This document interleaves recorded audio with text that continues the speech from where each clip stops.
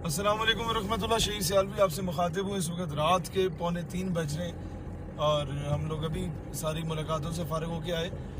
दोबारा रिमाइंडर दे रहा हूँ मुसलमानों को 11 सितंबर को दिन 2 बजे जुम्मे का दिन होगा। अपनी मस्जिदों से जुम्मे की नमाज पढ़ के काफिलों की सूरत में, रैलीज की सूरत में आए, ऐलानात करवा के आए। मौलवी साहब ऐलान करें ना करें, आप खड़े होकर ऐलान करें।